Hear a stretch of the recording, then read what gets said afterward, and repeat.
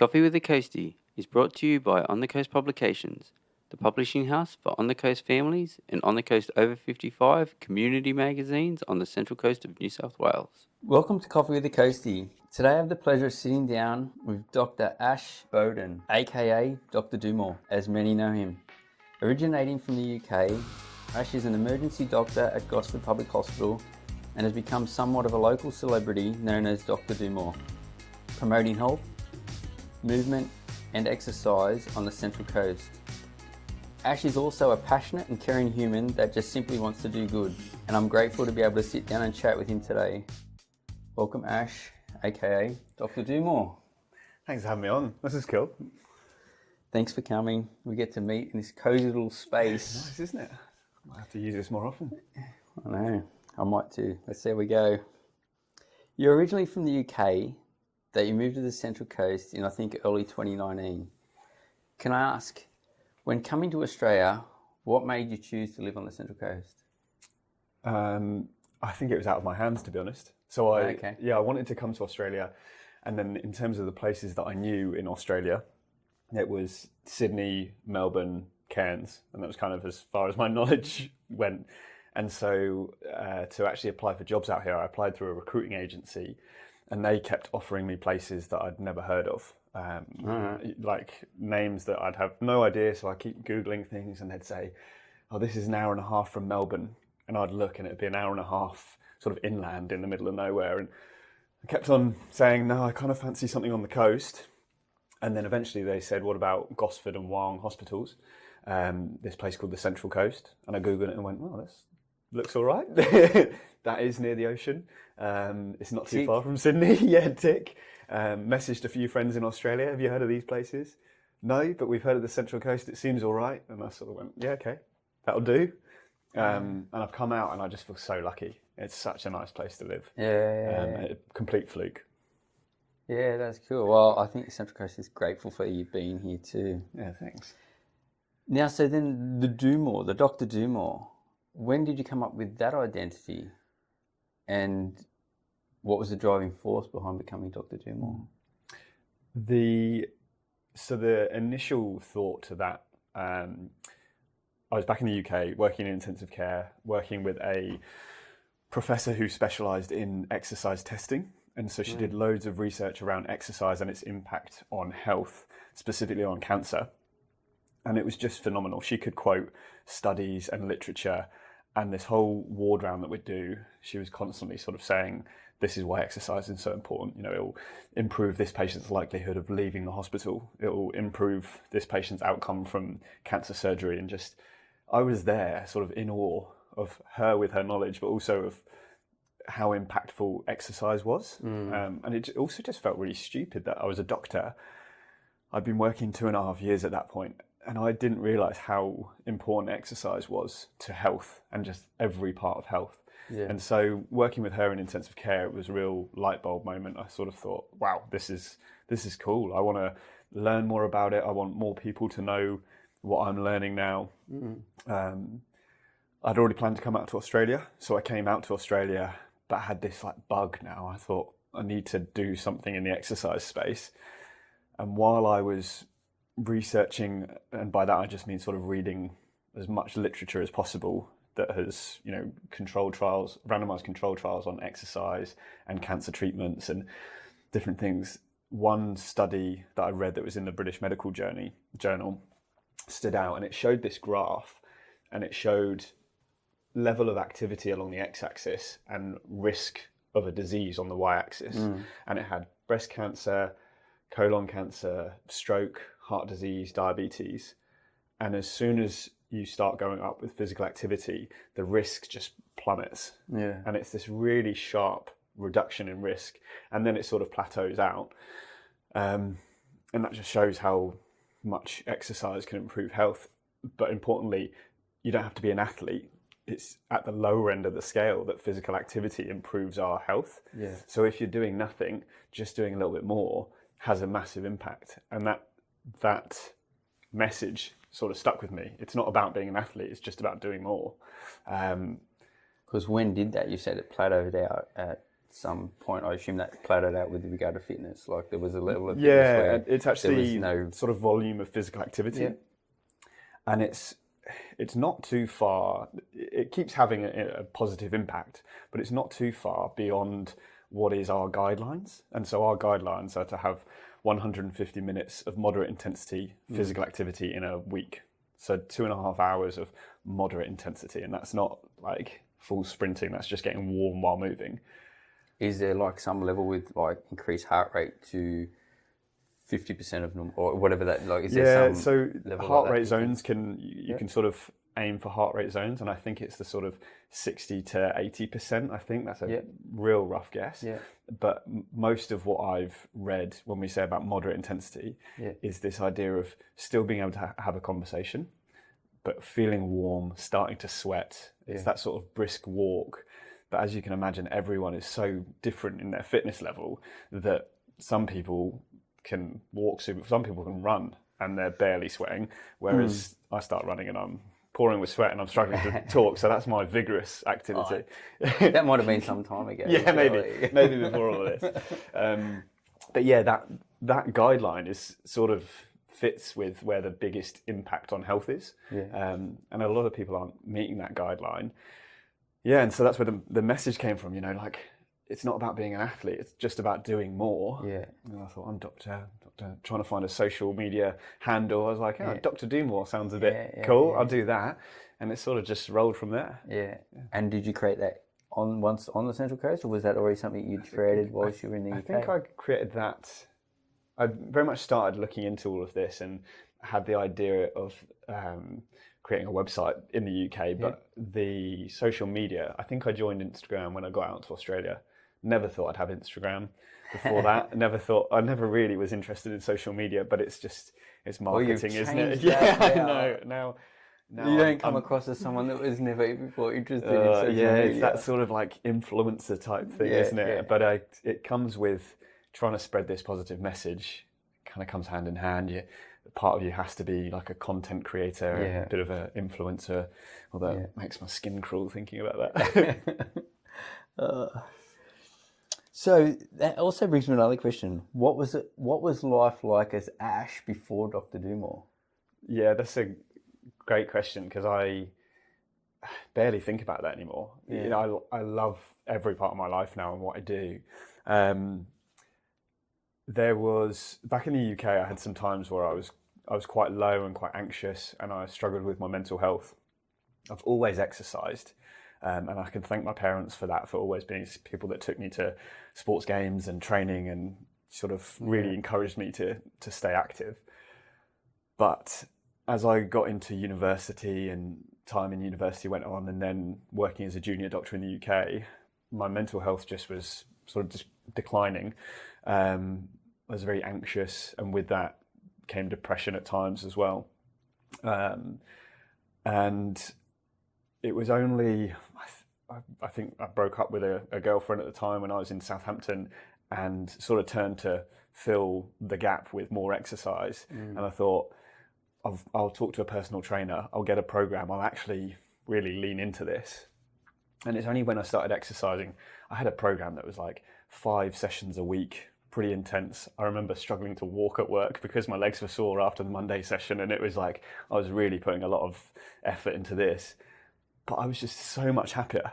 I was like, I couldn't believe how much happier I was. And all my colleagues picked up on it. I didn't feel like I needed to call in sick for work. I was just in such a better headspace. And I think that's when how I am now evolved, because I realized how important exercise was for my mental health. So it was this thing that I didn't realize why I was doing it beforehand, whereas now it's crucial to keeping me, feeling fit, feeling competent, but feeling mentally well. And now I know that out here in Australia, just lean into that even more, and I always keep active, and I always sort of spread that message too. It's not just about the physical health, but the mental health. Yeah, definitely. So you were already quite active before you got to Central Coast? Yeah, I only for the last 6 months. That was probably 6 months before I came out that I really started. I was exercising 5-6 times a week, feeling sore most days. Yeah. Leg day. Yeah, exactly. Day. It was really typical, and I know I've learned so much now talking to well-informed, like strength and conditioning coaches and all the different people that I've met out on the Central Coast that are involved in exercise. I've learned so much. So I look back at what I was doing, and it's the classic like bro science sort of, this is upper body, this is beach weights and all that stuff. But really, it was movement that made me feel good. That's right. Yeah, and I was always fit before that. Like I did kickboxing when I was younger, played a lot of basketball when I was younger.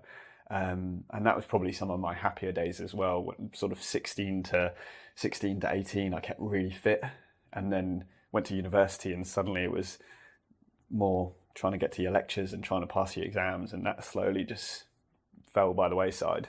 And that's when, again, I didn't put two and two together, but I was moving less, I was feeling worse, I was putting on a bit of weight, and then thankfully. So you probably go to from like you mentioned some team sports there, so there's community in that too, to solitary confinement, study, that's it. Stuff as and well. As a medical student, I was still trying to play basketball with the basketball team, but they could all practice all the time, and the amount of times that I had lectures, Wednesday afternoon at university was always a like sports afternoon, but as a medical student, we still had quite a lot of work to do, so I often couldn't make games or training, and you lose that social connection, which is such a crucial part of physical activity. Even if it's just a walking group, you get to chat with someone, whereas I was just confined to my room trying to get through this medical degree. So no wonder I started to feel a bit crap. Yeah. In late 2019, so obviously we looked at you come to Australia early 2019 from what I believe. Late 2019, you were awarded Junior Medical Officer of the Year for your significant contribution to the activities and positive culture of the Central Coast Local Health District. You'd only been on the Central Coast for a very short period of time, yet made such an impact. What drives you, and can you remember moments or people in your life that have influenced who you are today? Yeah. I've had a lot of great male figures in my life. I think about those quite a lot. I never knew my biological dad, but my stepdad, Colin, who came into my life, I think I was around 7 years old. He was always really pushing me to be active, and I remember him saying I can do as much as I wanted to do, and we were talking about if I could do kickboxing, I think at the time. He was happy that I did anything as long as I got my homework done, and that was the message.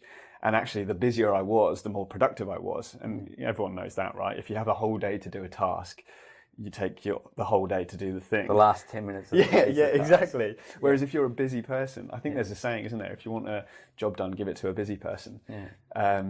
So he really encouraged me to do a lot of things, be really active. He's a really humble man, like really caring and loving. And I think I've taken a lot from him. And then my older brother's dad, Andrew, him as well. He was always into running. He was in the army. So really sort of fit, active, again, encouraged me to just get stuck into loads of things, like eternally proud. And then I also feel sort of similar about my first basketball coach, a guy called Ray. He was so great. I remember the first few sessions I had with him, I didn't think he liked me, and I really struggled because I wasn't getting this feedback. And Colin then had a word with him and was like, Ash is struggling. Like, he feels like you don't like him. Is he doing things wrong? That's clearly my personality. And he was like, no, I yell at people I think can improve and have a lot to offer. So he's giving me feedback is like a really, like giving me critical feedback was a really positive thing. So suddenly I was like, this is good. He can yell at me all he wants. Like, this is really good. And we've had such a loving relationship since then. And I think they've all just been really kind, caring people. And I've probably just wanted to assimilate that. And I think also seeing how much my mental health improved in the few years before and sort of during coming out to Australia, I'm much more emotionally intelligent than I used to be and can talk to everyone and talk and sort of identify if people are struggling, whether it be at work or outside of work. And I think that really helped, and that's probably where this award came from. I was just a sort of happy-go-lucky person at work, and that was a bit infectious, I think. Yeah. I know when you first got here, I think I read something about you did the "Hello, my name is." Yes. You brought that. Yeah. From Well, in fact, UK. because it's quite an important thing. I brought my name badge with me. This is the thing. So, hello, my name is. And I didn't think this would have an impact, really, if I'm honest. This was something that I sort of signed up to when I was at Southampton. An email went round and said, if you want a name badge, put your name in, and everyone was doing it. So I said yes. And it's an initiative from a doctor who's since died called Dr. Kate Granger. And she was a geriatrician, and her story is that she sounds like she was a lovely doctor, and I have friends that had worked with her that say the same. She then became a patient when she had cancer, and just felt like all these doctors and nurses were coming into the room and not introducing themselves, and it just felt awful, you know. And as a doctor herself, she wanted to be involved in the conversations, and these people were just sort of coming in, chatting amongst themselves about her, and then leaving. And she hated that, and spoke to her husband at the time and said, "This is crap. We need to do something."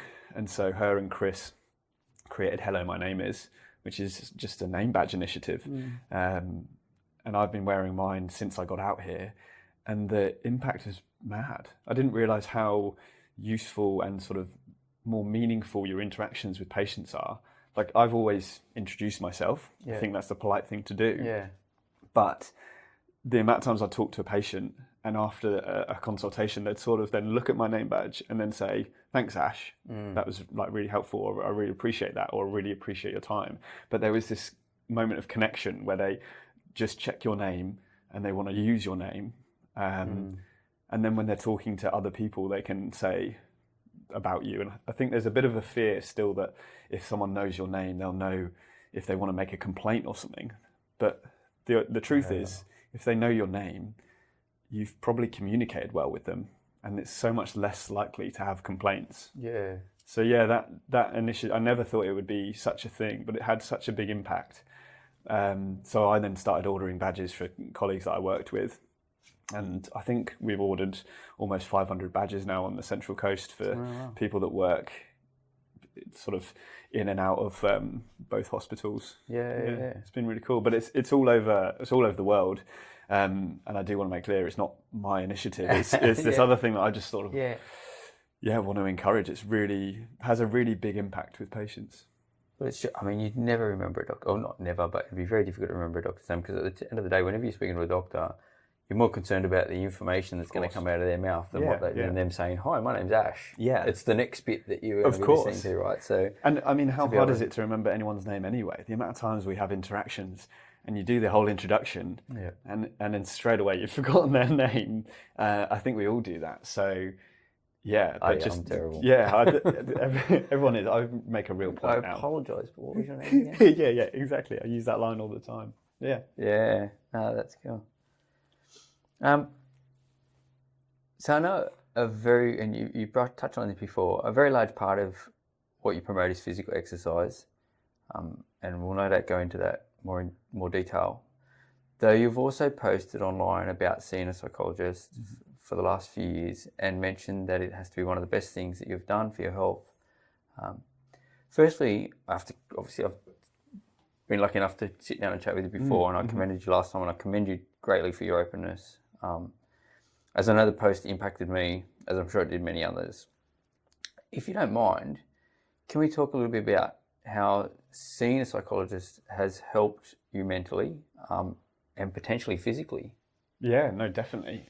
It's something, there's still times that I feel uncomfortable to talk about things, but as we've spoken before, I think it's really important to try and acknowledge that there's stigma and it's slightly taboo, but actually we all have mental health. We all can acknowledge low days. And I think the more we can validate each other's feelings of being low or not being perfect, not looking like we do on social media, I think the better everyone will be for it. So yeah, no, definitely happy to talk about my mental health. I started seeing a psychologist. I've always thought I should, but kind of been scared to. Um, And I probably ask this because I'm in that period. yeah, and that's okay, Right, right? so, Like, and I think that's where a lot of It's a people, very personal conversation in some ways. a lot of people that have seen my posts about mental health and seeing a psychologist reached out to me and sort of said, "Oh wow, like I didn't realize, someone like yourself would see a psychologist. I've thought about it," and it is starting to sort of bridge that conversation and move people from maybe like pre-contemplation to contemplating. Oh, maybe that's something I can do as well. And I like to try and be a role model. So if people can go, oh, like he's all right, and he's seeing a psychologist, maybe it's all right. So I think that's where the value of being open comes in. I started seeing a psychologist when, during COVID, I started feeling really anxious again. And I had a low point in my life when Andrew, my older brother's dad, so my stepdad, Andrew, he was diagnosed with a brain tumour. My parents were getting divorced and I went through a breakup, and it was a crap time in my life. And I was 17, 18, I think. And I felt suicidal. I felt really like hopeless and like there was nothing to live for, and what was the point? And I remember one day driving along a very familiar road and thinking, I'm just going to put the car in the tree and that'll be the end of things. And that then scared the crap out of me. So I then drove to my mum's house, who at the time I didn't want to talk to her, didn't want to see her, but she was the only person I knew that would be in, because my stepdad would have been at work and I didn't know where. And I just drove to hers and just collapsed in a heap of tears and sort of said I felt unsafe and didn't know what to do. She didn't really know what to do.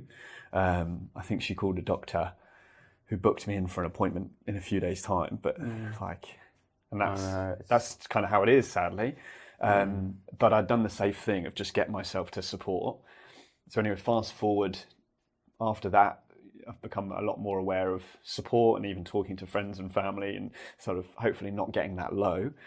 But then COVID happened and I put so much energy into the Dr. Do More stuff, which I didn't realize was giving me the social connection, was giving me the exercise, was giving me a sense of reward, was giving me all these things that made me well. And suddenly COVID just knocked that away, as it did, I'm sure, with a lot of people. And I remember having thoughts of suicide again, and they weren't anywhere near as sort of vivid as back then. I wasn't scared that I was going to do something, but they were just so confronting because I suddenly thought, oh, I've got over this, and these thoughts have come back. And so that's what made me book an appointment with a psychologist. I think it was in a 6 to 8 week wait or something silly.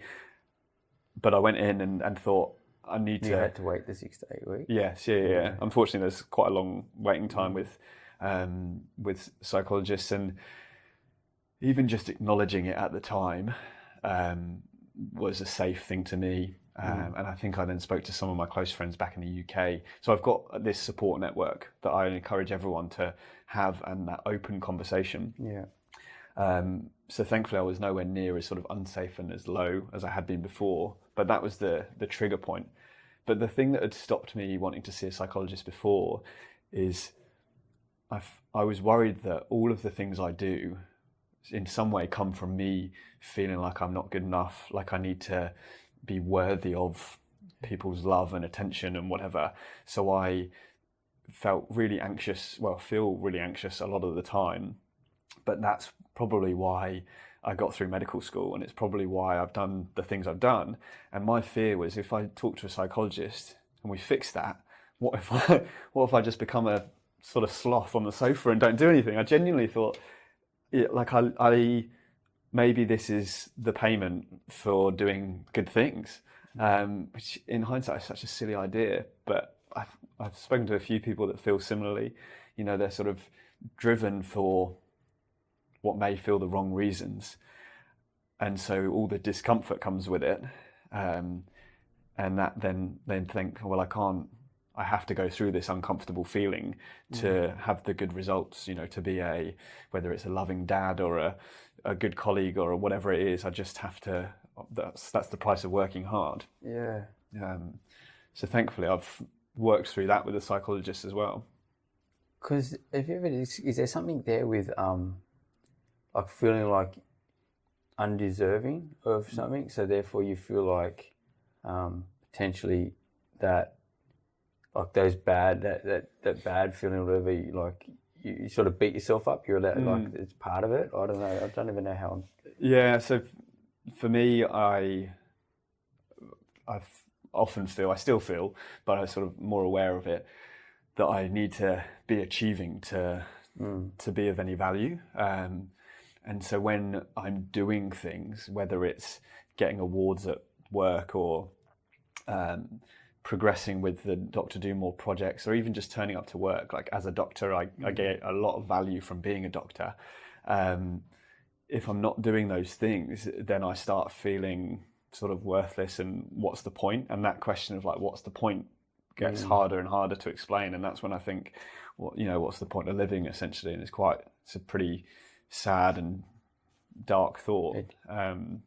Yeah, and I mean, I've been there in my early 20s. I remember just not wanting to get out of bed. I was like, I'm too scared to get out of bed because I'm going to harm myself. Like, and you just want to stay in bed all the time. Yes. And so, I can relate to that, and the fear. Even as I've shared with you before, like it's almost like a scar. That memory is there. That thought of how that felt is there, and it can come up at times, and you just got to be able to learn to know that that's what it is. It's a thought, and it's not doesn't something you need to act on or things like that. Sort of how I've dealt with it without seeing psychologists and things like that. That's I've done a lot of my own, probably to my own detriment potentially. Like, let's see, but I did the whole self-development thing and went and did various weekends to try to heal myself with self-development type weekends and experiences to try to break through my own barriers. And a lot of those have helped me dramatically. But yeah, I've always found that thought, or that it's like I said, it's like I think I've listened to something with regard to a lot of our beliefs and our thoughts and stuff that we grew up with. They're always still there. You can't just get rid of it. It's never going to be completely thrown out and never come back ever again. It's just something that's there because you either experienced it, you felt it, you heard it, you thought it, you whatever. Yeah, very much so. But and so something that I really connected with while I was at medical school was cognitive behavioural therapy. And I remember the therapist that I was doing the training session with talking me through this sort of cycle of anything.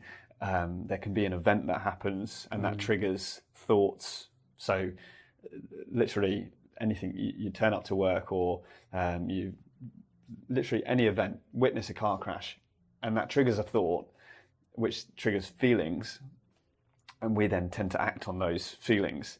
And so if it makes you scared and you think, oh, this is scary, what could happen to me, and those feelings of fear and panic, and then you might withdraw from situations, and that's the action, and that then leads to further, that action is an event in itself, and you sort of get into a cycle of thoughts and feelings and actions that lead in and around. Explaining this terribly, but the key point was that we can't control our thoughts and feelings, and like you were saying, when you've got thoughts and feelings that come from a place of as you were a child, we really can't control that we can't change our past, and they'll just keep coming up. But if we can change how we act to that, then that's where the power is, and that's something we can control. And there's real power in saying that actually I can't control the thoughts and feelings, and that's okay. And I think the post that you talk about on my social media, I wrote about saying, and that's okay, because every feeling is valid. And so rather than trying to wrestle with it and think, oh, like I shouldn't be scared, I need to go do something, I shouldn't feel like this, actually leads to so much more distress and discomfort, and then sort of less well-informed decisions and actions. Whereas if you just acknowledge that these thoughts and feelings come from wherever they do, that's okay, it sort of washes over you a bit better, and then you can actually act the way you want to act. But it also has taken me to see someone objectively to sometimes tell me, those feelings are okay, and there's me like wrestling with it. I think. So if there was one thing then from that, sorry to jump in, but if there was one thing mentally, that a tool that you've learnt from that, what would one be? Well, I think it would be that. I think acknowledging your thoughts and feelings, and that might then, and just acknowledging that they're okay. We often, I remember wrestling with like intrusive thoughts and thinking, how awful is it that I thought about this thing?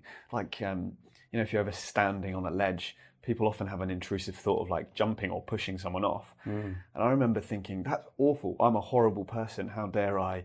And I'd like not go near a ledge, sort of thing. And actually, the healthier thing to do is just acknowledge that that's a unhelpful, intrusive thought. Thanks for that, brain. Like, I'll let that go. And then you can act in the way that suit your values. So sort of detaching the feelings and your actions. That's been the big thing for me. And the last session I saw a psychologist, I remember going in there and being like, I don't like getting angry. I find myself being angry and I don't know if I'm burnt out and that's why I'm angry. I don't want feeling angry. And she was like, it's okay to be angry. And I felt like such an idiot because I was like, oh, it's funny. Yeah, of course it's okay to be angry. Everything, it's okay to feel everything. Yeah. But I'd like been beating myself up. I'm okay with feeling sad and I acknowledge feeling anxious now. I acknowledge all these feelings, but for some reason, anger was this bad thing. Yeah. And I won't go into all of that, but like, that meant I wrestled with it, which then means it sticks around more because you're then, you're beating yourself up for feeling angry or, I want to do this and you get all pent up and then you end up being short with people because you're wrestling with a feeling that you don't want to feel. Your own. Yeah. Whereas if you can just be like, okay, I'm angry, that's okay. I find all these feelings just sort of wash away, and I guess that's mindfulness in a sense as well. Yeah. But yeah, that's the big tool for me. And you can do cognitive behavioral therapy, CBT. There are apps for it. There are tons of books on it. And so just reading the sort of principles around that, I direct a lot of people to CBT. Yeah, that's very helpful. Another thing, you were recently, and I believe you still are, a locum doctor, which I did have to look into. It means you travel around as a doctor. Yeah. And whilst doing this, you have said that you've helped deliver babies and you've helped patients die comfortably. Mm-hmm. Now, I've only ever watched my own 2 children being born, and I know what an impact that had on me. So I wondered, what impact does experiencing these events have on your perspective of life? Yeah. So I can remember. You can answer that however you want. Yeah, it's really impactful. It's had an impact, and I always think it won't. I think that I've seen enough births and enough deaths now that it's just that's what happens. We're born and we die, and I often have conversations with my partner. She's not in medicine, she's not in healthcare, and I can be quite blunt about life and death. And I still think I can be really empathetic, but when it's her and I talking and she might mention that, someone's got this disease and how sad is that? And I'm like, well, that happens, this is life and we die. I remember when Queen Elizabeth II died, and I know it's sort of day of mourning, but she was old, she was going to die. And I remember people sort of going, how sad is this? And me just thinking, it's not really, is it? Like, people die. It happens, that's right. But at the same time, actually being close or being even a part of that death, or being a part of someone's birth, really, there's just something profound about it. And I remember being a locum doctor and being asked to help with a cesarean. So I was like the assistant. So the obstetrician came in and he was going to perform the cesarean, and I was going to essentially hold the tools and help. And so there's mum there, and there's dad is sat at sort of the head end, and they put a screen up so that she doesn't see the surgery that's going on. And I remember thinking, that's all right, this is surgery, this is what I do, I'm a doctor, very like objective about it all. And then I help sort of pull this baby out, pass him to the midwife, and then you hear the baby cry, and then you see the parents and how happy they are, and it's just euphoric, and you can't not have an impact on you. And I'm not even part of this family, and it's just like, wow, that's cool. Like this is a new life. I've helped in some small way. Like that's been really. And then I try not to be too involved with the parents. You want them to have their moment, but at the same time, there you've got all these healthcare staff around them, and everyone's just on a high. So they definitely have an impact. And it's only something I'd do as a locum doctor, because when you're covering hospitals, you often get pulled into doing different jobs. Outside of emergency. Yeah, so in different hospitals have a different structure, but some of them, whoever's in emergency, overseeing emergency, has to cover maternity and has to cover the ward as well. And so that's how that comes about, which I'm really lucky of. I've not had that opportunity on the Central Coast in either of the hospitals there. There are occasions where pregnant people come in and they're in labour, but often they're sort of carted to maternity, and you don't want an emergency doctor involved, so off they go. So that's something I think I'd only have as a locum doctor, which is really cool. And then the death side of things as well, I think I try and stay more detached, because you don't want to take all of this home with you. But at the same time, I've had some really valuable moments with their next of kin, and with the patients, really open conversations about how people want to die and their mortality. And again, I think I've dealt with enough of this. Surely it's all just another day at work, but it isn't. And I remember the last time when I was down in a really rural hospital, and I was called to see a patient on the ward, and they were clearly dying. They had a terminal illness. They weren't expected to live much longer, but they hadn't had a lot of their sort of pain relief and comfort medications written up. So I went in and had a chat with the patient who had no expectation of surviving this visit. And he was very much like, this is my time. I just want to be comfortable. And so I can help with that. I can help with pain relief and sort of medications that help with agitation and anxiety. It's what we call our sort of end of life medications, or palliation medicines. And I spoke to her son as well, and he cried, and I almost felt like I was going to cry. And we had this very lovely conversation that was just a realistic expectation. He knew that she was going to die. And he shared some memories about her life and knew what she wanted, and this was okay. And so I explained what I was going to do, what the medications would do, what sort of timeframes to expect, although that can be really variable.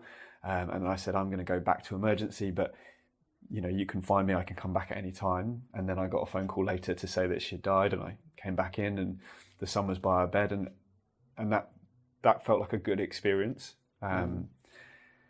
And I think a lot of people struggle to think about, they see dying as failure, which is mad, because we all die.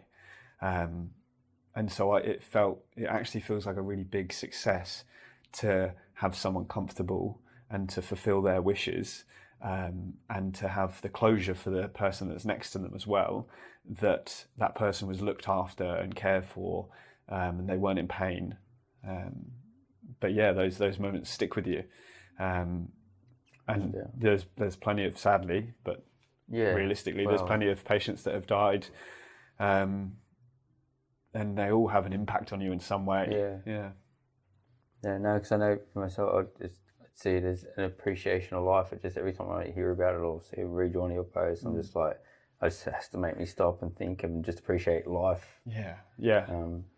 I was at a presentation thing a few nights ago, and this like world-renowned neurosurgeon was talking about brain cancers, and he said that it's only when we're dying that we have all this like appreciation of our values, and did we live by certain values, and have we, would we be happy looking at our life?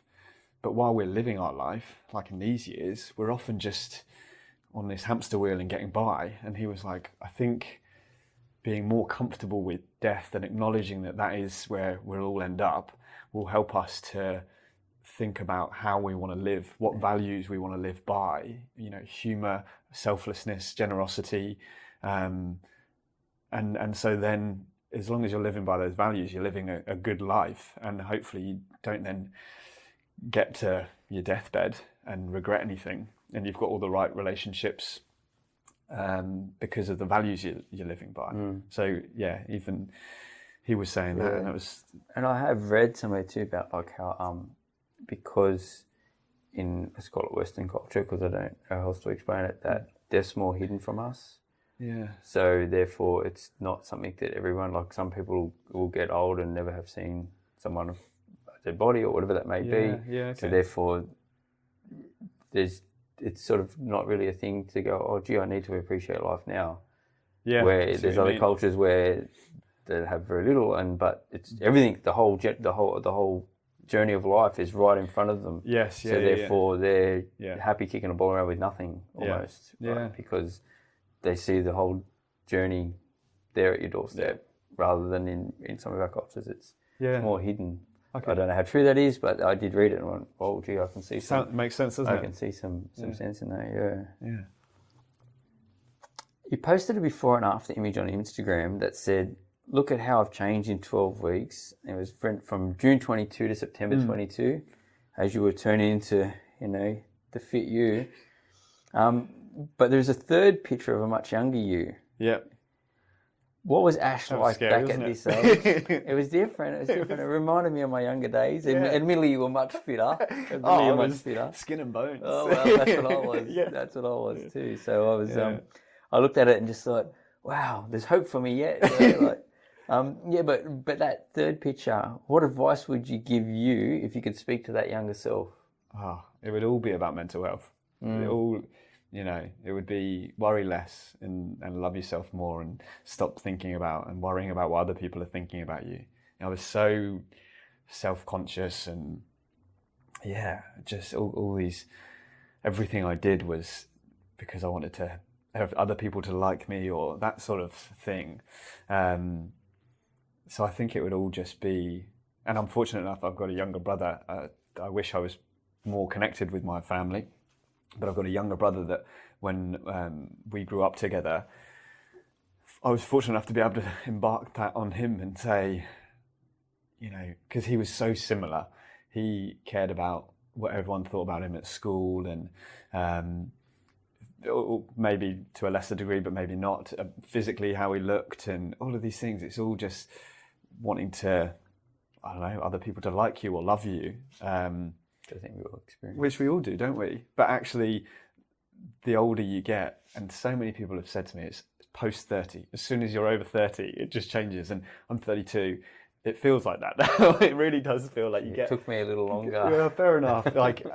I think, I doubt it's just an age, but definitely as we get older, we realise that life isn't about making other people happy. It's about being happy yourself. And funnily enough, when you can be happier, everyone else will be happier around you. You're a nicer human being. So I think that's where all my advice would be. I also know a lot more about how to eat right and how to move well, that if I did want to get bigger muscles and be fitter back then, I could have said, don't overcomplicate it. Don't listen to all the crap online.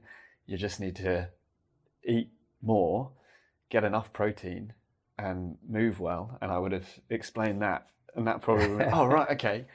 But would you have listened? Well, I think if I was in the situation where 20-year older me has appeared in front of me, I'd go, Christ, this is probably real. But you rarely listen to your own advice, do you? How old were you in that picture? That photo, I probably would have been 15, something like that. So it's a good while ago. And actually, so I did the very hopefully objective 12-week apart photos and those before and after. But you see a lot of before and after photos where people post, they've just dug up their before anything photo. And I just get so wary of before and after photos. I posted that. I didn't want to, I don't know. It was more, I thought the numbers were interesting. I had followed a diet and stuck to a particular amount of calories, particular breakdown of carbohydrate, protein, and my body fat had gone down, my muscle percentage has gone up, my weight had gone up.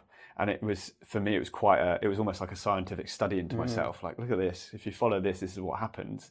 And that was the goal, and that's what happened.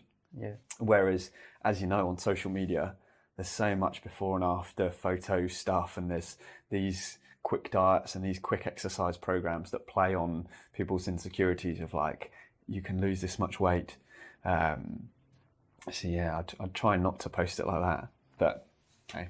I know your camera even improved in the 2 But that's the thing, right? I didn't want to be like tricking with the light, but I think I did post one with the light on and one without. So one was white, one was white. Yeah, exactly. Down lighting, gym lighting. Yeah, all the tricks. That's funny. Now, as I know, you're very active within the community, and one of the products you have is Move Against Cancer. It's a step challenge to raise money for Cancer Council.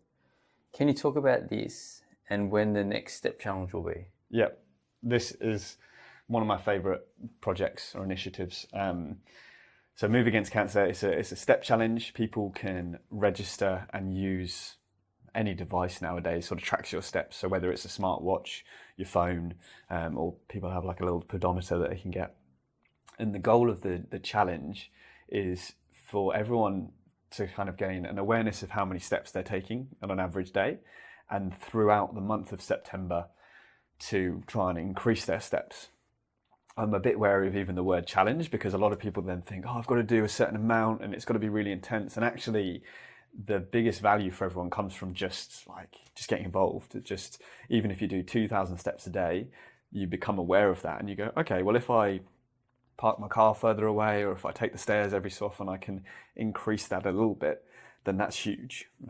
So yeah, that's the challenge. I started it in, I think 2020 was maybe the first year, when I was fundraising for Cancer Council and did the Stars of the Central Coast show. And it raised $13,000, and I was using a sort of makeshift website, and I had to send everyone my bank details to send $10 to do the challenge, which then went, I took each of that and that went to Cancer Council. But there were 607 people, and I had all of their emails, registered them all. It was the most labor intense thing I'd ever done. So then the next year I spoke to Cancer Council and said, look, this was really cool. Loads of people got involved, raised a good amount of money. Can we do it again? And that was it was in between lockdowns, or it's sort of during restrictions. Yeah. And I was down in Cooma at the time, but still wanted to run this challenge. And they had a website set up that we could use. So that took a lot of the admin off of my hands. And that year, 800 people got involved and $100,000 was raised, which blew my mind. That was in lockdown. Yeah. And I think the key thing there was that people were struggling in lockdown, and they knew that they could get involved in this thing. They could be connected virtually with everyone. We were allowed to go out for walks as long as we were socially distancing. So it sort of was a perfect storm of this challenge fit with what people needed. So that went really well. And then last year I ran it again. We had 816 or something, so roughly similar numbers, and raised, I think, $52,000. But this epitomizes what I'm about, this Move Against Cancer, because it's got the do more, the move more side of things. It's not about being an athlete, a marathon runner, a CrossFitter. It's just about walking more steps if you can. And there it's also got the accessibility, because you don't have to be running or an acrobat or doing something funky. It's walking, which the vast majority of people are able to do. And so it's got that accessibility, sort of beginner friendly, and allowing people just to do a little bit more, which is my whole message. So I'm really passionate about this project. And this year I've put a lot of money into website development myself. I'm really trying to make it even bigger. Yeah. So come August time, I'm going to start promoting it a lot more and try and get people involved. But it runs from the 1st of September to the 30th of September.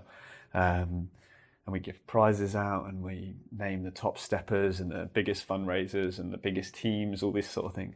Yeah. It is very cool. You're going to get involved?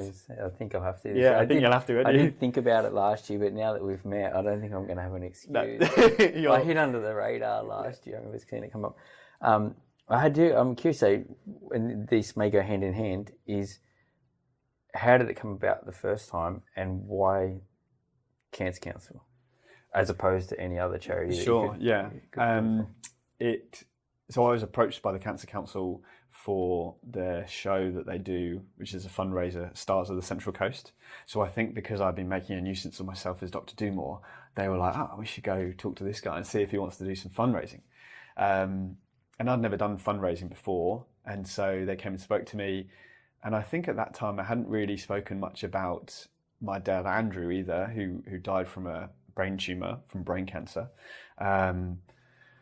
They sort of just approached me as like a local personality and said, and I'm sure I wasn't top of the list, they'd probably pester loads of people and say, do you want to do this dance show? And loads of people go, no, thanks. And I thought, oof, that's a bit nerve-wracking, but I had done salsa before. Oh, well done. So I thought, I quietly said, I know it's supposed to be random, but if I could do something like salsa, then I'd maybe be up for it. And sure enough, I got Latin. So yeah, that was it. That was and for that you had like a minimum requirement that you're supposed to raise. So they ask you to raise $5,000. And I was trying to come up with fundraising events and sort of thought about this one. I don't actually know how I thought about the step challenge, but clearly had legs because I raised 13,000 just from that step challenge. But now I think. So that was your charitable event for the dance show, for my fundraising. Yeah, Stars of the Central Coast. That's the one, yeah.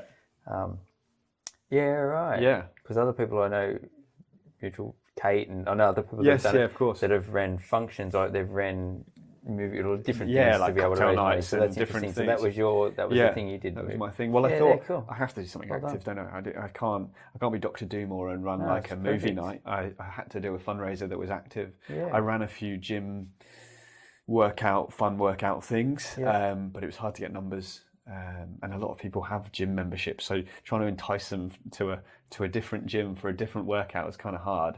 Entry level too, as you say, everyone can walk. Exactly. Or not everyone, but it's the vast majority can. It's the vast majority, yeah. And the testimonials I get are mad. Yeah. The feedback from people, and the messaging is often, I didn't really think much of this. I didn't think I'd enjoy it. I didn't think I cared about walking, whatever. And now that I've done, now that I'm a week in, 2 weeks in, at the end of it, I go out walking with a friend all the time, or I make sure I get in this walk and I make sure I hit a certain amount of steps a day, and I feel so much better for it. I'm more connected with people, or the testimonials have been so good. And that was even the case for me. When I ran the first one, I didn't really care about steps, which is so silly because they're such a good marker of our activity level. And I sort of changed my own mindset on it, because obviously, if I was running the step challenge, I couldn't be there like sat around all day. Everyone go and take as many steps as possible. I'm on 1,000. So I made a point of hitting, I think I tried to do 10,000 a day every day. And I've done that through most challenges. So yeah, it's been really good. Can you remember what the official highest out of the 3 years it's been running? So the individual was around the 1 million mark. Over 30 days. Over 30 days. So it's something like, I think the last person was doing 35,000+ steps a day. Not that we want to turn anybody off doing those numbers. But yeah, I guess if they're thinking, I could win this. Ooh. And the least, so there's an entry level, There's no minimum. No, but someone's done 1,000 steps. So the difficulty with that is, some people log their steps for a bit and then kind of don't. Yeah, so you kind of can't get a good idea of. That might be me. Yeah, and again, that's okay. Like I really, my goal is to get as many people involved, and I had the tactic of just saying to people, just sign up, just pay the $10, sign up, even if you don't touch the website. I don't care. You've put $10 towards the challenge, knowing that actually, if you sign up, someone will be like, "Oh, you're doing that challenge," and you'll be like, kinda, and then you'll actually do it. Yeah. Or even if a week goes past and you start checking your watch a bit and you're like, I've done this many steps. Everyone just like gradually gets sucked into it. So yeah, I'm giving away secrets now, but that's the way that I try and get people involved. It's just like, don't worry about it. Just, give a little bit of money, just sign up. And then actually what happens is you get roped in by all your friends and by all the social media that I'm putting out about steps. Yeah. It's good to get them active. That's it. Get them active. The other project that you have is your Do More Movement Directory, which both times I've met you now, you've got your Do More shirt on. That's it. And that's at do-more.live, which is a website that aims to showcase and make accessible the wealth of physical activity available within our community on the Central Coast. Can you talk about how this works? So this is the idea that came about when I was back in the UK. Yeah. And my goal after having this light bulb moment was people need to move more. Like, this is the cheapest, easiest, best medicine. How can we get people more active? And so I put out like a questionnaire that I just mocked up. I wrote like a little questionnaire on a A5 piece of paper and made like 500 copies and just started handing it out everywhere. I didn't really get approval from the hospital I was at or anything like that. Within the hospital? So this was back in, but I gave it to anyone. So this was when I was back in Southampton in the UK. I was working at Southampton General. I'd put like stacks of this paper everywhere. Again, probably should have got permission from someone, but I just thought, it's about exercise. I'm Better asking, to ask but for forgiveness. yeah, that's it. Yeah, that's sort of how I live my life.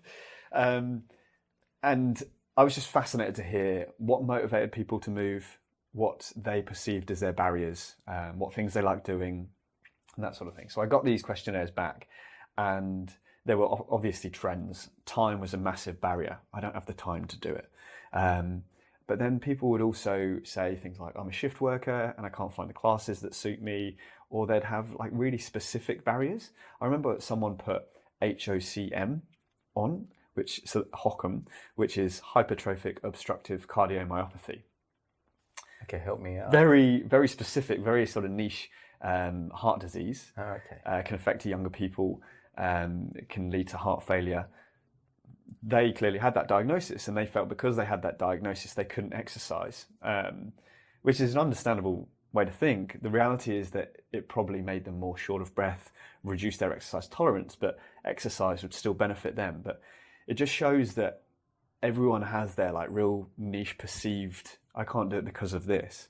And with that, I thought, we've got things like menu log, and if you want to search for what takeaway you fancy, or if you want to search for a house to buy, we've got all these directories where you can put in such specific criteria. I'm looking for a 1-bedroom with 2 bathrooms and a parking spot, or it's got to have a pool access or beachfront, or when you're looking for dinner, I want Thai, but it's got to be in this price range. All these things. I thought, you can do that for your food, you can do that for your shelter.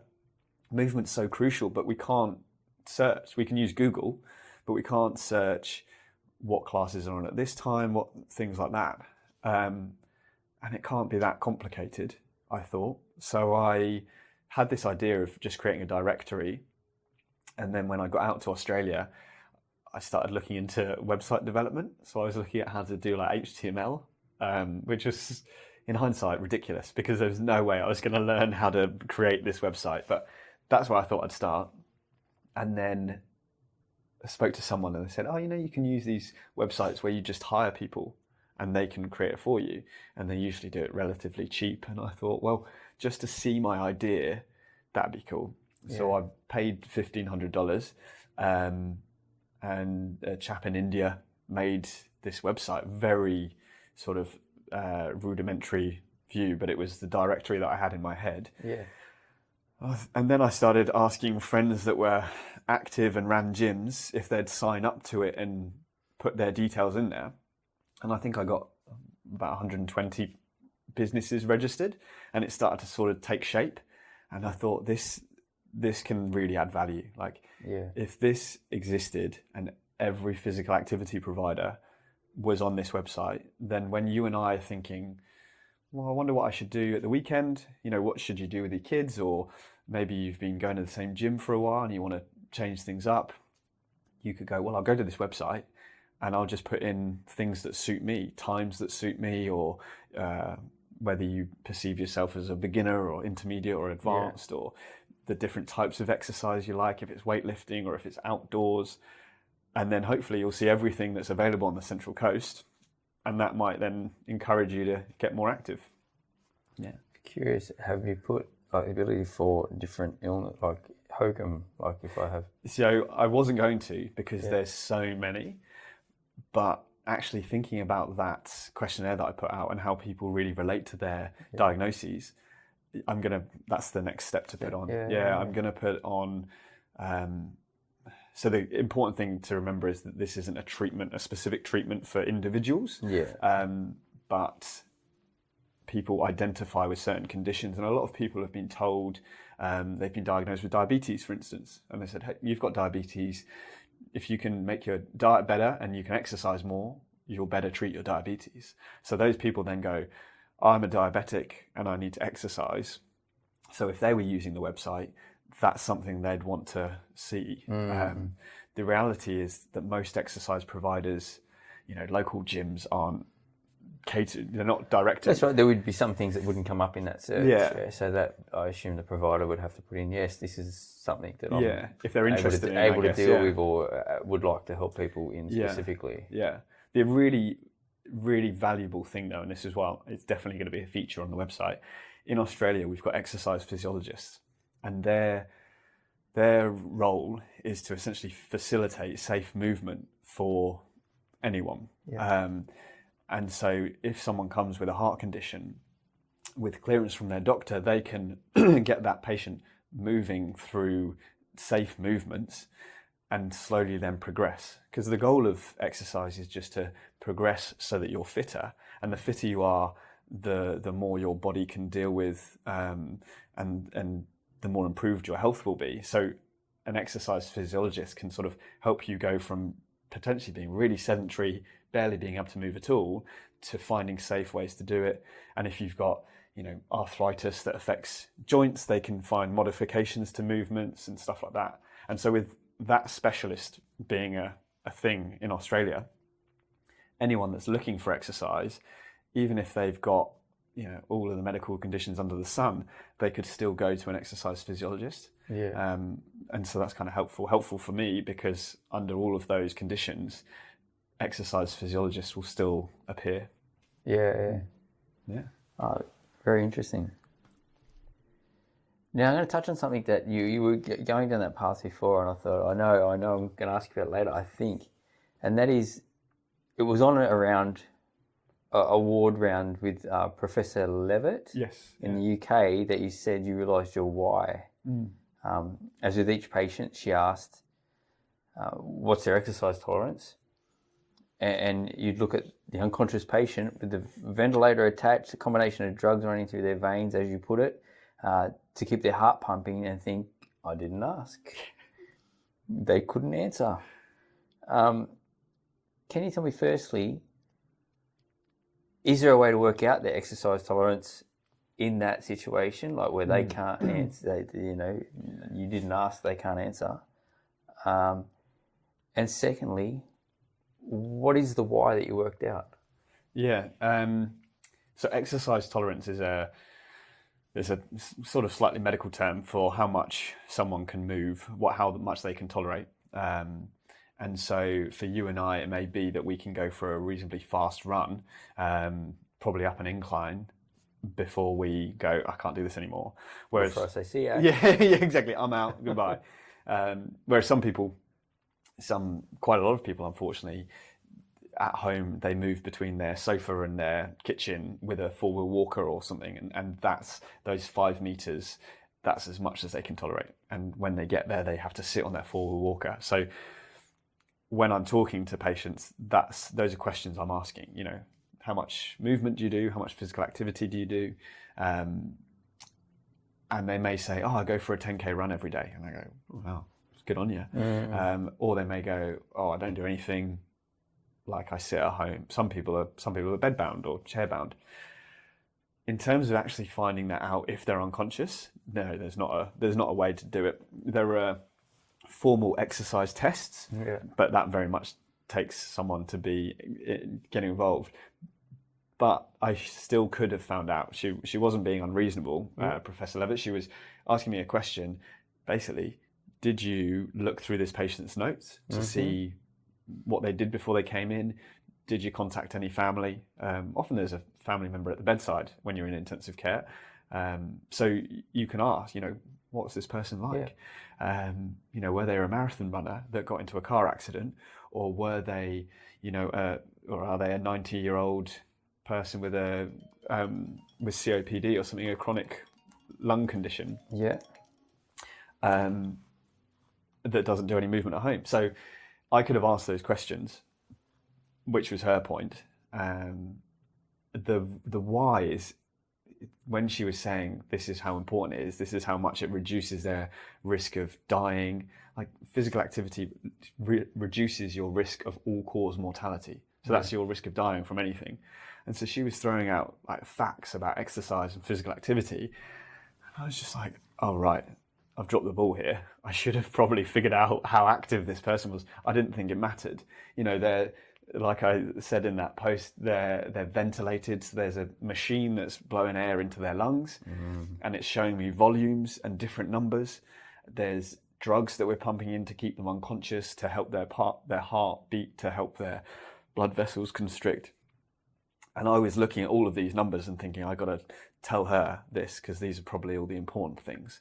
And then she says, what's this person's exercise tolerance? And I'm thinking, why is that relevant? Like, surely that doesn't matter. But it does, because if this person is a marathon runner, then they're going to get better. Like, their chance of getting out of intensive care is so much better than someone that couldn't get off the sofa. And it was that was the, wow, exercise is really important. That's something I do, and I didn't realize why I did it and how important it was. And that's where the sort of why came about. Like, this is a message I want to tell people. I want people to realize how important exercise is, because we think of it, it's often just thought of as like a weight loss thing, right? Like, exercise and look good.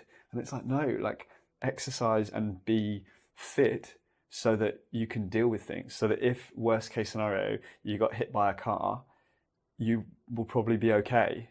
Whereas if you don't look after your body, you're less likely to survive all these things. So yeah, that was the big epiphany for me. For movement. Yeah. How did you ever was there a fork in the road between becoming a doctor and something else? Because I just think about, like, with regard to movement and sport and all that sort of stuff where you are now, I just think, could you have ended up becoming a physio or something, or I don't know, like, do you know any like? Oh, definitely. Frustratingly, I can't specifically think of that fork, but I was going to be a physio. I was considering being a physio, and I had the dream of being a physio for like some sports team, and I love basketball, so there was me going to be like top physio for an NBA basketball team. And I can't remember it exactly, but I think it was my chemistry teacher at school that basically said, have you thought about medicine? And I said no, like, I hadn't. No doctors in my family, hadn't really considered it. And I think at that point as well, no one had really gone to university, but it was just this thing that, you're at school, that's the next step. So, I think a chemistry teacher asked me, what about medicine? And I went, well, I guess I like the human body. I like anatomy. And I like people. I like connecting with people. It kind of fits. It makes sense. And so I started exploring that. And then next thing I can remember, I was writing a personal statement to universities about why I would be a good fit for a medical degree and applying to medical schools. But I never really, I wrote this personal statement like, I've been born to be a doctor, because that's how you had to sell yourself. And I knew friends that were applying to be doctors or to go to medical school, and they really wanted to be a doctor, and their family members were doctors. And that wasn't me. Which I'm proud of myself now for that. I like that. I think I chose it for the right reasons. I like getting on and connecting with people, and I'm fascinated about human anatomy and the biology, and that's a really good fit. But it also meant that I sort of just stumbled my way through applying, and then actually didn't get any offers in the first round. And so the next time I applied, I started taking a year out, and I applied again. And actually I applied to 3 medical schools and 2 universities for something else. I just thought, maybe it's not for me. Maybe I'll do something a bit more scientific. And then I got into Leicester University for medicine, and again, just sort of like bumbled through it and was like, oh, hopefully I'll enjoy this. I've got no one to draw on to say that I will. And thankfully it's the best thing I've done. Like, I love being a doctor. It's worked out. And I mean, that's just it. And I'm a big believer in that. And that's one of the reasons why I may have mentioned it to you before, but about doing the podcast is that your friends had parents that were doctors and this sort of stuff, right? So there's some exposure to that. There's a belief that that's possible. Yes, where I guess so. You're coming from an area of, I don't even know if this is possible, because there's no benchmark to know, yep, this is definitely something. Like, I find it, or I see it from an outsider looking in with musicians and actors. So there's the actor's son or the musician's son will become the musician because they see it as a possibility. It's a belief they see. And so one of the reasons for doing this podcast is not only to expose myself, my kids, my family immediately, but also the community is to people to give them exposure that what they may not have the direct exposure to, but there's be able to change a belief system to be able to go, oh no, actually this person did that and that's possible now. And you know, even though I'm not exposed to it immediately, there is that possibility to go forward and do things like that. So that is very interesting, because that's pretty much like where it sort of started, to be honest. And, that's cool. And I wanted to do another podcast where I actually interviewed people. This was 10 years ago. There's two interviews on the website. If you look it up, what interests you is cool. Their website. But I never got anywhere because I was too nervous, didn't have any legs or whatever. But it was about interviewing people in that sort of midlife that had gone on to do what they actually were interested in or loved, or but sort of didn't know originally, didn't have that exposure to it to know that's what they were interested in, and how they took that journey and that sort of stuff. So it's very interesting to hear that, because that's the backbone of sort of why I want to do this, is to help immediate people and also community to be able to give them that belief that, oh, look, Ash did that and he didn't quite know, but it was an avenue that he wanted to look at, and it is possible. I think it's such a good message, because looking back, I wrestled with that the whole time. Like every time I struggled revising for an exam, and there was one exam during medical school that I failed and had to resit, and I genuinely thought, this is it, this is my undoing. I didn't think I could do this. And I remember talking to a lecturer, a professor, and sort of saying, like, I'm struggling, like I'm scraping through, maybe I'm not good enough to do this. And he was like, you're not scraping through. What makes you think you're scraping through? And I was like, I've only just passed all these exams and I've just failed this one. And he was like, that's fine. Like, you're only ever expected to pass these exams. Like, people that are scraping through are failing each exam and resitting each exam, and and sometimes resitting years and so on. And I was like, oh, right, okay, that's good to know. But I really struggled with that and wrestled with it. And I wish I'd looked back, and again, that's anxiety, you know, worrying about the future and it not working out. I wish I'd just been able to go back to my younger self and being like, it'll be all right, it'll work out, you can do it, you can do whatever you fancy. Because I eventually came out the other end and was like, I can get through this. This is okay. But I think that's a good reason to have this podcast, even if it is just to expose people to the variety of different possibilities, the options that you can do. What other people are doing, basically, and possibilities that are out there. Yeah. And all the most... Especially even if you are on the Central Coast. So you're not in Sydney, or you're not in Melbourne, or you're not you are actually on the Central Coast, and this is the opportunity that's available. Yeah. I think all the interesting people I've spoken to they've not just got a straight trajectory to their one career, you know. Whereas when we're at school and when we're younger, we think you pick what you want to do and you get there in a straight line. But I think all the people that I know that have done that are pretty boring, whereas the interesting ones have meandered, and they did something and then they either failed it or decided they didn't want to do that, and then they chose a different thing. And I'm meandering with this podcast. Yeah, there you go. I'll meander with it. Oh, excellent. So through your journey, you look to have had the opportunity to experience a lot of different forms of exercise, like CrossFit, we'll bring it up, pole dancing. Yep, love it. Gymnastics, boxing, jiu-jitsu, swimming, amongst many other different forms of movement. What is your favourite way to keep active, and why? I think, and I'm Currently, suppose, because it's probably changed. Yeah, it definitely has changed. Right now, I love CrossFit.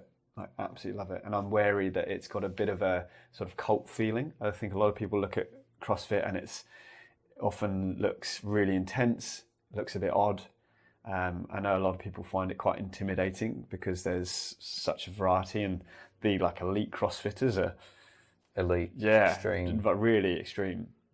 But yeah, I've really come to love CrossFit. It's got gymnastics in there, it's got weightlifting in there, and then it's got endurance movements. So whether you want to do running, rowing, swimming, even as part of workouts, and that even fits with like the WHO, the World Health Organization's guidelines for exercise. You know that you should do sort of cardiovascular fitness, and then you should also do resistance training. So it fits with that. To keep a healthy body is variety and being able to be mobile and flexible, but also strong and fit. So yeah, I've really come to love it. Like, really love it. That's very much not my key recommendation to a lot of people, though. It seems to have a high entry level. Yeah. A very. You want to have. I don't know. I've never done CrossFit, to be honest, because I carry a couple of injuries, hip injuries, Sure. disc injuries in the neck, and I look at CrossFit and just go, Yeah. Could asking for trouble. Be dangerous. Yeah. So and this comes in lots of exercise. The reality of that is, if you go to a good CrossFit provider, they'll be able to account for your injuries. They'll find your entry level. Yeah. You know, a lot of people are doing the weightlifting movements with a wooden stick, like a broomstick. And so it is accessible and there is an entry level for everyone, but it's not how it's perceived. And so if I saw someone that barely moves, I wouldn't say, you know what you need is CrossFit, because I think that would just be so off-putting to them. And they'd think this guy hasn't acknowledged me and what I'm seeing as my barriers and whatever. I think the reality is that CrossFit could be for everyone. As long as you have safe, knowledgeable, sensible coaches. And that's where there's variation, and then you start hearing about injuries and people having bad experiences.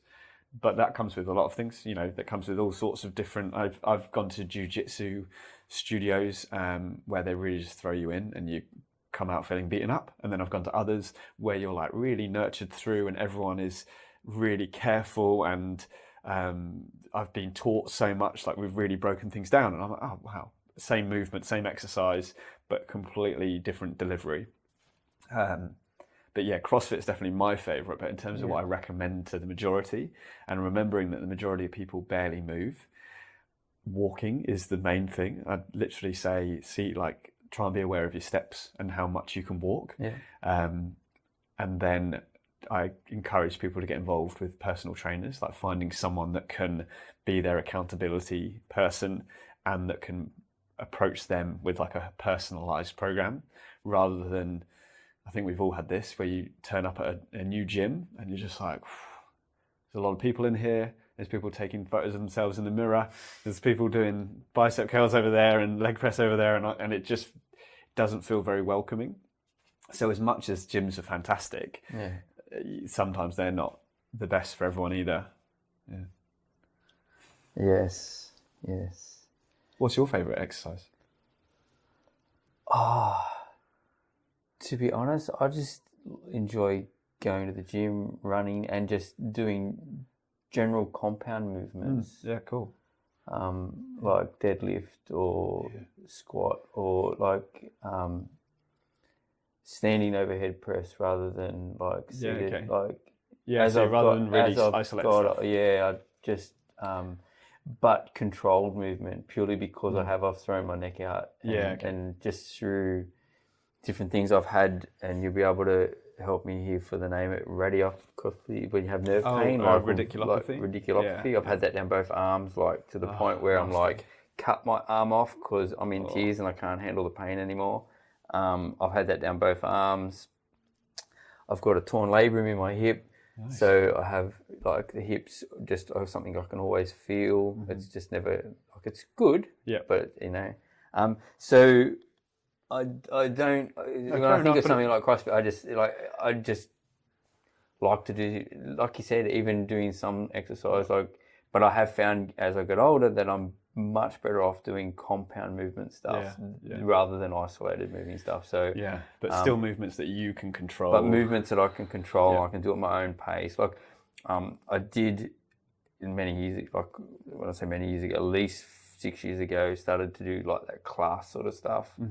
And I just found for me with classes, you get sloppy. Yeah. And the moment I get sloppy trying to keep up, or I'm a bit exhausted, and you move to the next round or the next station or whatever, a bit sloppy, boof, my neck, I'm back at the chiro tomorrow. Like so for me, just for my body, I would love to do more yoga because I have done that in the past, but I just, priorities again, isn't it? Yeah. I'm the same. Where the gym I can go to at any time. If I've got, my head feels like it's going to explode, so I need mentally, I just need it. I can go.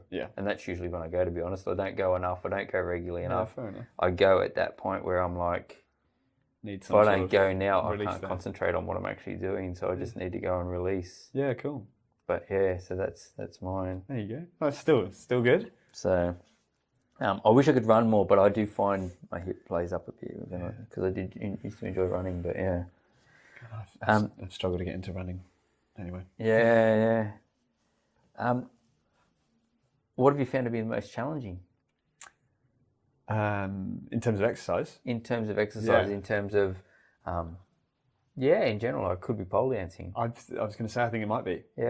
And why was pole dancing? Because I don't think we understand the strength that's probably required. Like, I've never pole danced before. It wasn't so much the strength, although I'm sure that's definitely a part of it. Because I'm relatively strong and I could pull myself up things.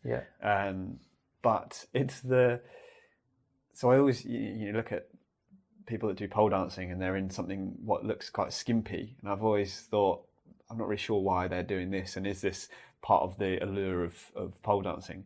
And then I turned up with like shorts and a t-shirt, and whenever you try and grip on, have your skimpy I didn't have my skimpy outfit on. I came not dressed appropriately. So I went to like grab on in the way that they do to the pole, and your clothes naturally just slide down this thing. So the idea is that you use your skin to like lock on. And that in itself I found so hard. I came away with these 2 huge bruises on my arms because I was just like I probably was going too hard and didn't want to not be able to do anything. So I was like throwing myself onto this pole and trying to grip on in the way that they were showing me. And the pole would just like rub and grip against your skin.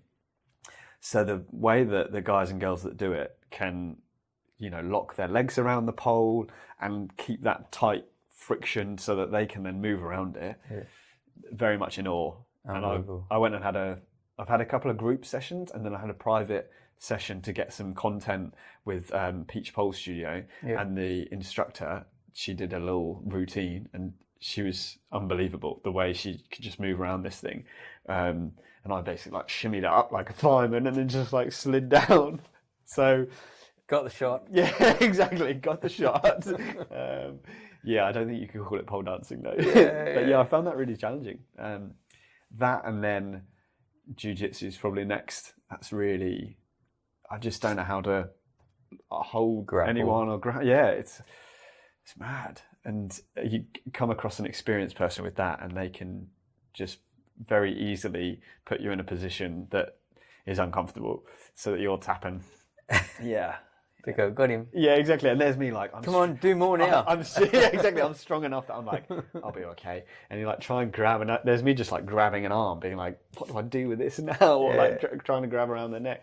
So that was physically exhausting. Whereas the pole dancing, they're skilled. They know how to move. Yeah. Have you? I know the jiu-jitsu because I've looked into different things, and jiu-jitsu always seems to be the one thing that comes back from a mental health and everything. Like there's something about jiu-jitsu that, I don't know.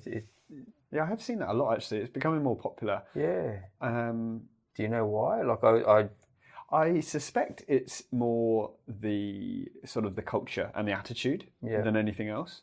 A lot of, and that does exist in other martial arts, but I've seen, so like in Muay Thai, kickboxing and boxing, there's very much you turn up and you hit things, and that's great. It makes you feel good, but there's not this.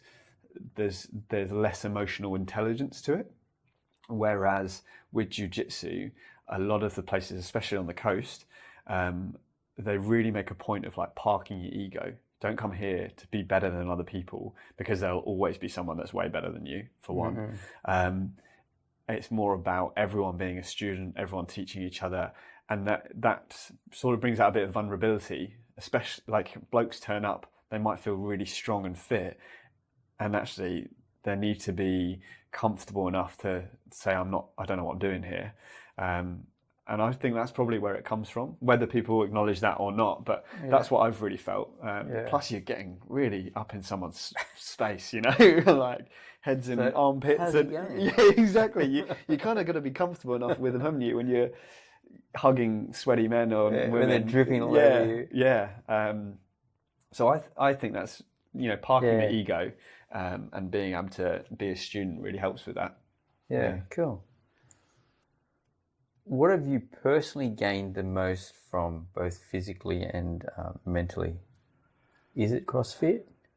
CrossFit at the moment, it gives me a lot. I think overall, what I'm doing with my sort of Dr. Do More hat on, I meet so many different people that are in the exercise space, and a lot of the gym or studio owners or personal trainers, they get it. Like they're the ones teaching and coaching this, and they see the impact that it has on people.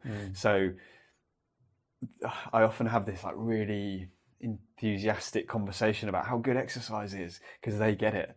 And so I've really found this community of great people that care about other people's well-being, that are delivering this fantastic tool, exercise, to people.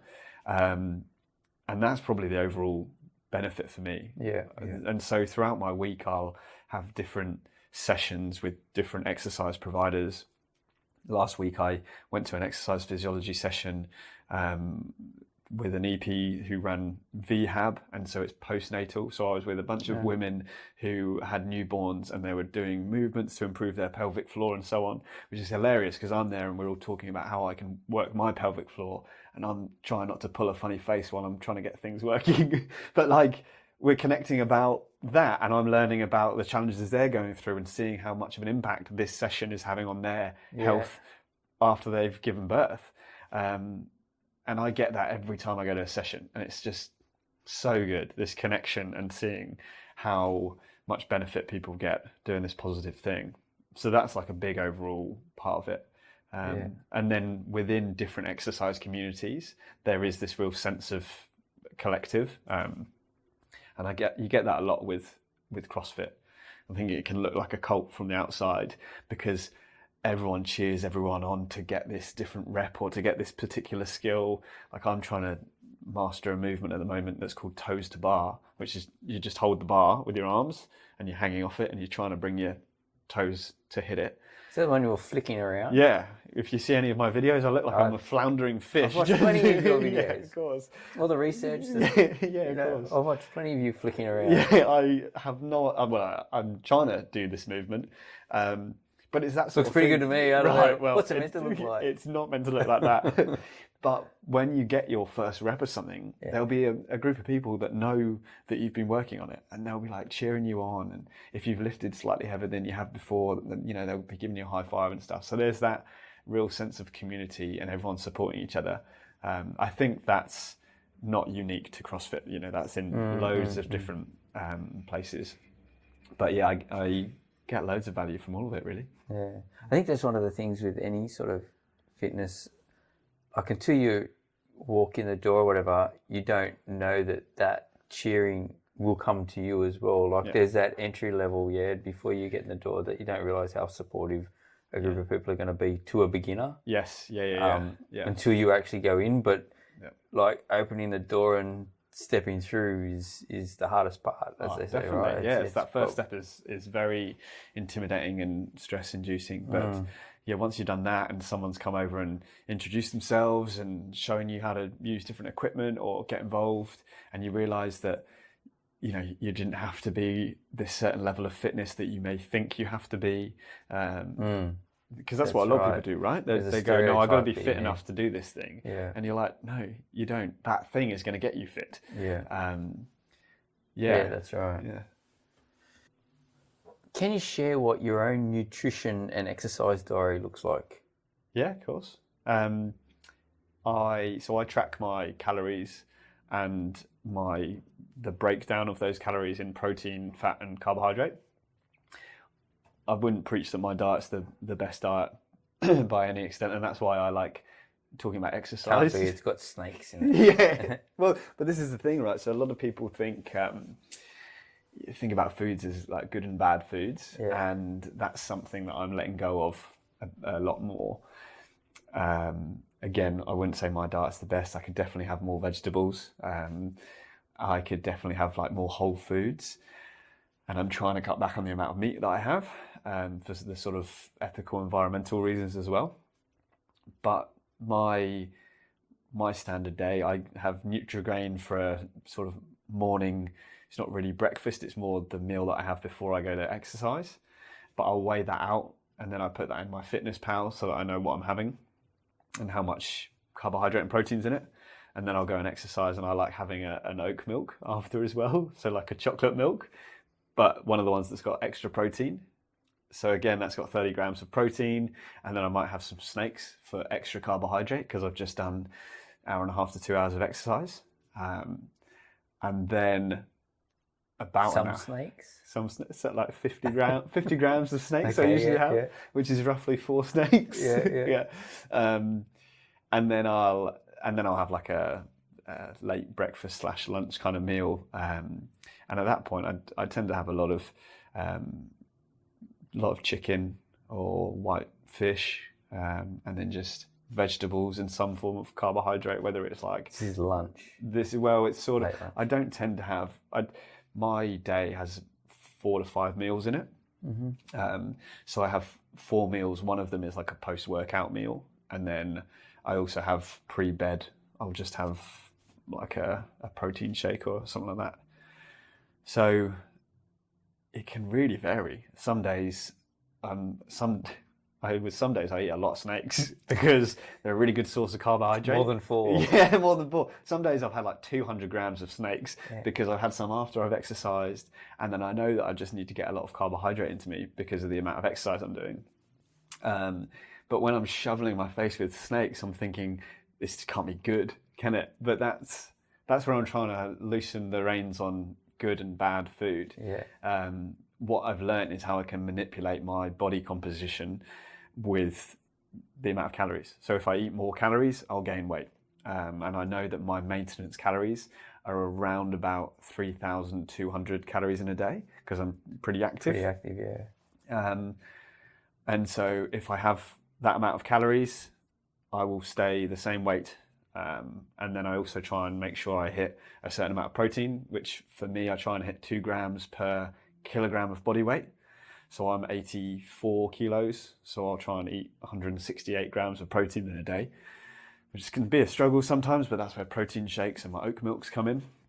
But that's kind of it. Like calories and protein are my main priorities, which is why sometimes my daily diet looks crap. You know, the carbohydrates are snakes and the protein is a protein shake, whereas it would be much nicer to have whole foods, lots of vegetables, lots of whole grains and things like that. But that's the convenience balance for me. Yeah. Have you ever fasted? Have you ever used fasting? No, I haven't. I just don't fancy it. Yeah. I fast. I kind of fast in the sense of I'm due to go on a night shift tonight and for the next few. Overnight, I'll try not to eat. Which is what most of us do, right? Because we're asleep. But during a night shift, it's really easy to sort of graze or to eat lots of sweets, lots of snakes.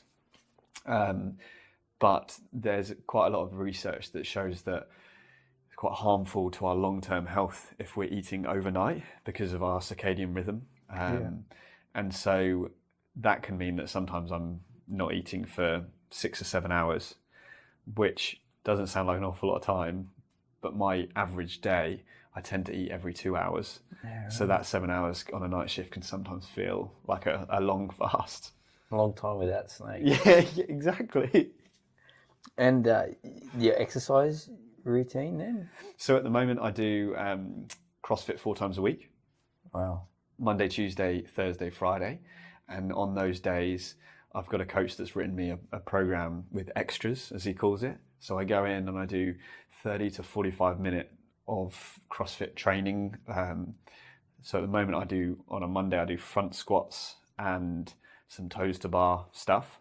And then I do the hour session at usually at 9:30. And that includes more of a strength thing and then what they call the workout of the day. So it tends to be an hour and a half to 2 hours of exercise. It's quite a lot.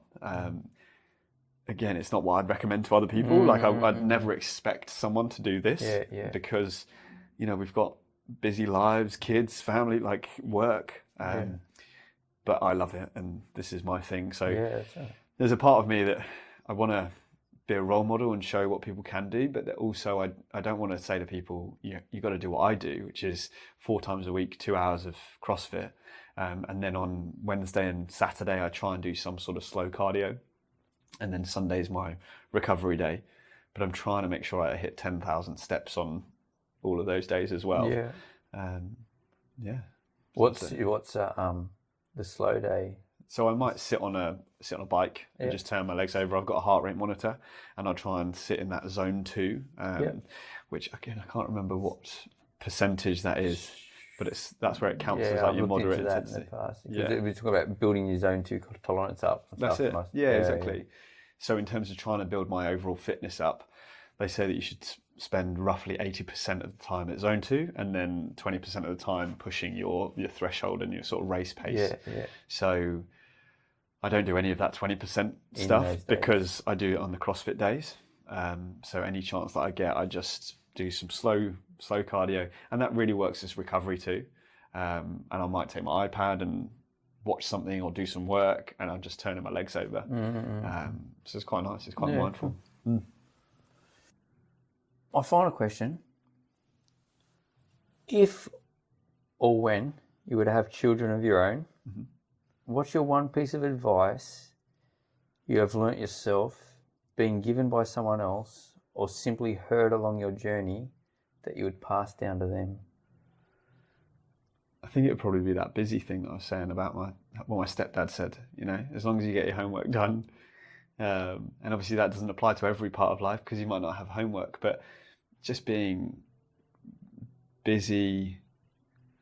I guess I'd be mindful not to just be busy for the sake of busyness, but filling the day, with people, exercise, and not shying away from things. I think that would probably be one big bit of advice. That doesn't fit with a lot of the mental health side of things that I've done, but I know that that's something I had from some of my earliest memories. I remember thinking that, and I'm very happy with what I've done and what I do now. So it clearly had a big impact on me. I think the other bit would be more about the cognitive behavioural therapy. So I don't think it'd be appropriate for young kids, but when they're starting to ask questions, being able to identify feelings and just being okay with feelings. I think I'd always want to be a parent that can talk about feelings and explore them and be acknowledging and accepting of them, because that has just had a unbelievable impact on my wellness. Just being okay with even when I'm angry and I think I shouldn't be, that's okay. I think that has a big impact, being okay with whatever feelings and being able to talk about them all. Perfect. Thank you, Ash. No, thanks for having me on. Do more. Thank you so much for your time today. It's been a great chat. If anyone would like to find out more about Ash as Dr. Do-More, check out the Do-More activity directory at do-more.live. That's it. Or if you simply search Dr. Do-More. That's it. A photo of me will come up and you can... Right. Yeah. That's right. So, thanks a lot. Yeah. Thanks, Ash. Really appreciate it. Thank you. Cool. Coffee with the Coastie is brought to you by On the Coast Publications, the publishing house for On the Coast families and On the Coast over 55 community magazines on the central coast of New South Wales.